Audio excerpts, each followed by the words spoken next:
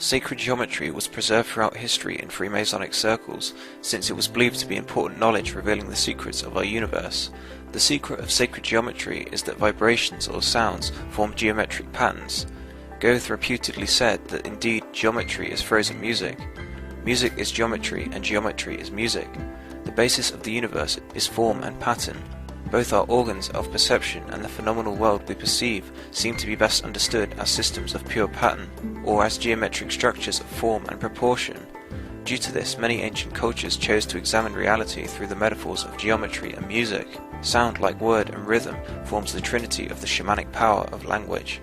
Sound of a certain octave is reputedly able to produce psychic, psychological, or emotional effects, and also freeze water, kill a man, or break down walls, as in the biblical legend of Jericho. The frequency of 432 Hz is deeply intertwined in nature.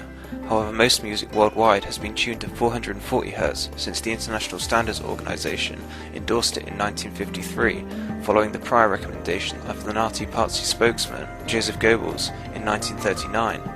Research suggests that the international standard of 440 Hz tuning generates a deliberate unhealthy effect in the environment and human physiology. According to Brian T. Hollins, it brings about an unnatural 8 Hz change in how we think and how our DNA regulates our genetic makeup. The structure of certain sacred architecture contains within it complex geometry which mimic the biogeometry of life and generate harmonics that have a noticeable effect on people's states of awareness. When combined with the chants and mantras, people could quite literally massively amplify their consciousness. There is pervading the whole universe a single homogeneous resonance, a sound or tone which acts, so to speak, as the awakener or vivifying power, stirring all the molecules into action. Without this resonance or motion amongst the quiescent particles, there would be no visible universe. Alexander Lauterwasser writes in The Creative Music of the Universe, at the physical level, the intricacies, beauty, and interrelationships of what could be called the superconscious designs of the universe are gradually being revealed. From this perspective, there is no essential difference between the structure of an atom, galaxy, a chakra, a crop circle, or even the Sufi whirling dervish ceremony. It is only a matter of scale and perception. As above, so below. Within these phenomena lies something, some process perhaps that suggests the superconscious design with its fundamental archetypal patterns and displays of unity. Professor Robert Moon at the University of Chicago has demonstrated that the entire periodic table of elements, literally everything in the physical world, is based on these same 5 forms. Sacred geometric shapes can occupy both a static and dynamic position. The static position is a low entropy state, whereas the dynamic position is a high entropy state. Hence, geometry can be used for both destructive and creative purposes. To give an empirical example related to the dodecahedron, Moon showed that the last natural element of the periodic table, uranium, was based on the form of 2 connected dodecahedra being torn apart. This rupture creates a toxic nuclear radiation. Interestingly enough, the most intriguing of all platonic solids and the most mystically significant is the dodecahedron, i.e. the 5th element, aether. The ancient Greeks considered knowledge of the dodecahedron a closely guarded secret and feared that this pattern could cause tremendous destruction if misused. Only hints at this pattern's existence were given publicly, as in Plato's famous statement that the Earth seen from above appears like a 12-sided leather ball. Modern Russian scientific research has discovered that there is indeed a dodecahedral pattern to the Earth's crust. The Earth is a living crystal, with energy meridians much like the human body. Further to this, findings in 2003 from NASA reveal that the shape of the universe is a dodecahedron based on phi, the golden ratio. The dodecahedron was also found to have importance in relation to DNA. Dr. White mapped out the relationship between the amino acids across the 3D surface and found that it formed a dodecahedron. The universe is a dodecahedron, the Earth is a dodecahedron, DNA folds into the dodecahedron. As above, so below. As you sit here, millions of cells are splitting, undergoing mitosis, and the whole process is being guided by hyperdimensional geometry. Phi, the golden ratio 1.618, is the universal constant of the design within the physical, i.e. phi cycle, reality. Phi can be found throughout the universe, from the spirals of galaxies to the spiral of a Nautilus seashell, from the harmony of music to the beauty in art, from the microscopic to the macrocosmic. The constant symmetry of the golden ratio throughout nature also attests to the holographic nature of reality. In the 15th century, Fibonacci discovered that if you add 1 to itself, then 2 to 1, then the sum 3 to 2, and the sum 5 to 3, etc., then you end up with a series of numbers 1, 1, 2, 3, 5, 8, 13, etc. The ratios of these one to another dance around and approach more and more closely to the golden ratio. These ratios describe the most efficient way of packing spirals about. I showed you some really cool, geometrically perfect crop circles in the flower of life form. Most people didn't like that, or care. So instead, I offer you this. This intense drawing was done by Leonardo da Vinci, proving that he actually studied the flower of life form. In fact, over 200 drawings of his were found, all studying different angles and proportions, complete with descriptions of each one. The editor of the book who published these lost drawings didn't really know what they were, so he just said this is how he came up with his gear inventions. Leonardo was able to invent such intricate inventions and designs because he studied divine proportion. Also, Leonardo was a master mason, and it's clear that he most likely got his original knowledge from them. Is the flower of life, among other things, the secret information that the Masons have been keeping secret for the last 1,000 years?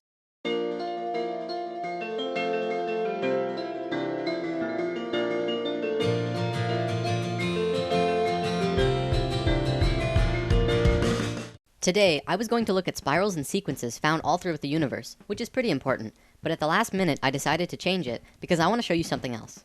Now, in the comments or end credits, depending on where you're watching this, I posted links to a TED Talks video by Garrett Lacey, a particle physicist who tells us of an amazing discovery in the scientific field.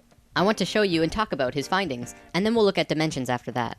Okay, so Garrett has discovered that by examining coral, they found that each coral head has thousands of different polyps. These polyps are constantly budding and branching into genetically identical neighbors. Through performing heat experiments on these polyps, they were able to find that every single polyp is part of a whole, a single unit of being, but each one is experiencing its own reality individually. From their findings with the coral, they were able to look at quantum mechanics. See, the mathematics of quantum mechanics shows us exactly how our universe works, and we see that everything in the reality is just continually branching into new possibilities, just like the coral. As humans, we are individually experiencing only one of these possibilities, much like the individual polyps. What physics is telling us is that everything comes down to geometry and the interactions between elementary particles. Things can happen only when things are perfectly balanced. So Garrett starts showing us some subatomic particles and the things that make up electrons and protons and neutrons. We always consider these to be the smallest particle, but we never think about what's creating them. Garrett demonstrates to us how the particles that create point particles really work. He shows that when you plot them out in how they move, this is what they look like. At the tiniest scales of the universe, in how it works, is very beautiful. Now, look at this. This is one of the ways that these charges branch off from each other.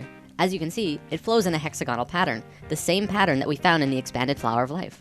Then, if you rotate this pattern in 6-dimensional charge space, you see it forms yet another pattern. Many of you will recognize this as the shape of the Star of David, but its true name is the star tetrahedron, which maps perfectly over the fruit of life. This entire pattern created by the particles is mapped across over precise places on a 200-dimensional spherical shape scientists have called E8, of which also has a geometric shape. By rotating that shape as well, you can see how there are nearly infinite possibilities as to how these elementary particles interact with each other. The details of the reality begin to take form.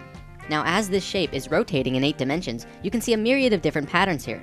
Look at this one in particular. This looks a lot like Metatron's cube, doesn't it? At the heart of particle physics is pure, beautiful geometry. By now, you probably can begin to see where sacred geometry falls into this. Where do these shapes originate? Do they just come into being at random? Or does the first shape come from somewhere else? In lesson 6, we talked about the flower of life, the original, perfect geometric symmetry that created the universe. This shape, as we learned, is not only the root of all mathematical proportion, light, the platonic solids, but is also the source of every musical system in the universe, including systems both used and unknown to modern man. It is also the source of energy patterns and, well, everything. It all comes from the flower of life. I believe this is what is at the heart of what's forming every subatomic particle formation, and it probably goes at least a few levels deeper than what Garrett is showing us. Now we can start talking about dimensions. These wheels are some of the oldest symbols known. The only places that they've been found is on the ceilings of certain very old Egyptian tombs. They are always found in sets of 4 or 8, and nobody knows what they are. Even the most famous Egyptologists have no idea, but this is actually proof that the Egyptians not only understood the flower of life, but they lived it.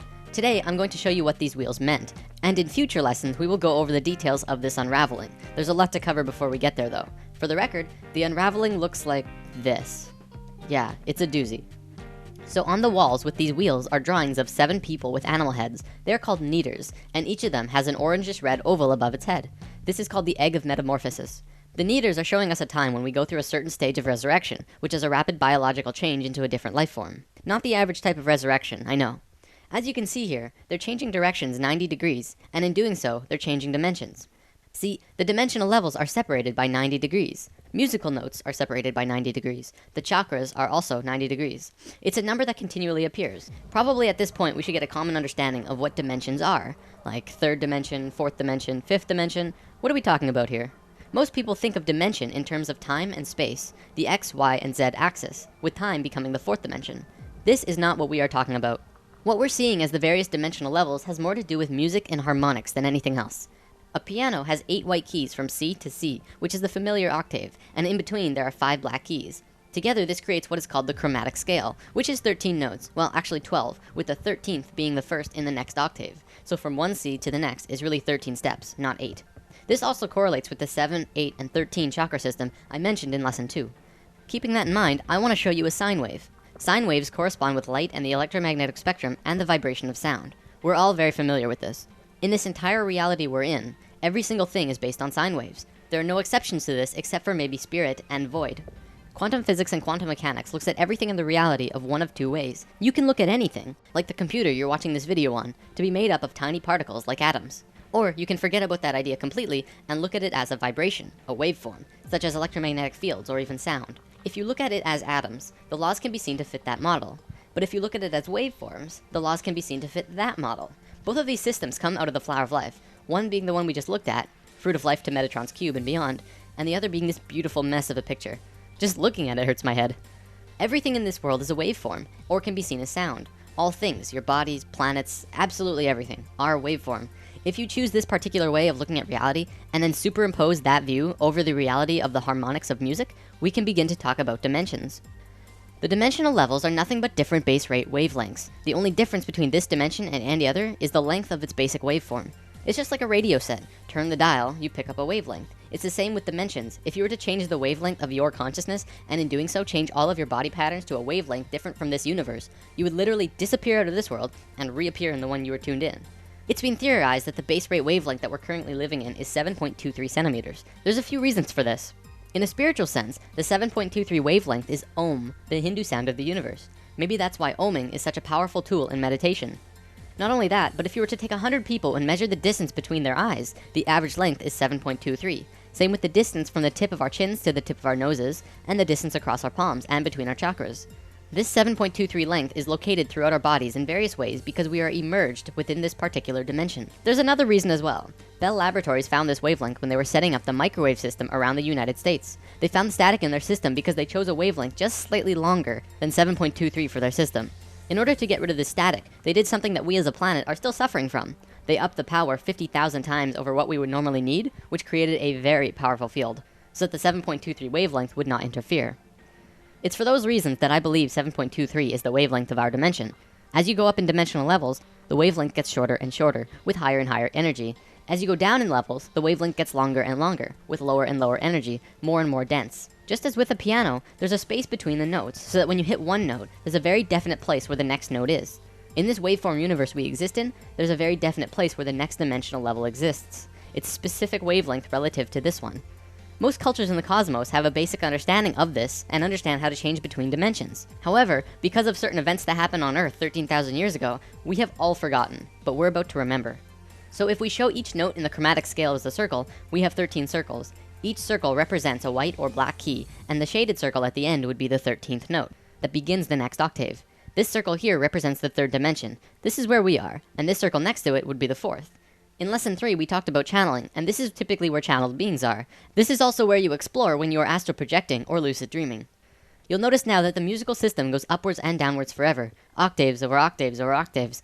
Theoretically, this is how the universe goes too, an infinite spectrum of universes in both directions going upwards and downwards forever. I mean, come on, we thought our universe was big, but everything in our universe, as far as we can see, well, that's just this one dimension.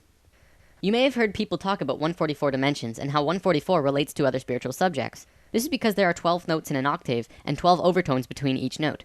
12 times 12 equals 144 dimensional levels. To be specific, there are 12 major dimensions and 132 minor dimensions within each octave, though in truth this progression probably goes on forever. The diagram we've been looking at represents one octave. The 13th note repeats, and then there's another octave after that. Looks like I'm about done for the day.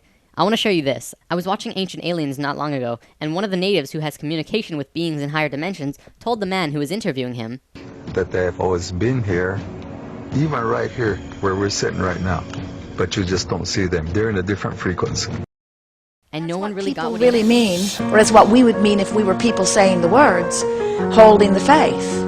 In other words, it's staying in the vibration of expectation, even though there's no evidence yet to support it. It's where trust comes in. It's trusting that this good feeling has to lead to what I'm really looking for. And sometimes you've trained yourself to be very practical. In other words, people around you have really encouraged you to face reality. You know that they have.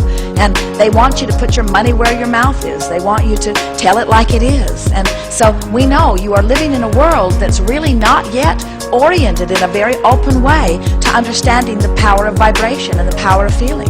So we know it does take some trust and some faith in the face of the absence of something that you want. But we promise you, if you can just hang in there and feel a little better and feel a little better and feel a little better, the evidence must come. It is law. It has to come, you see.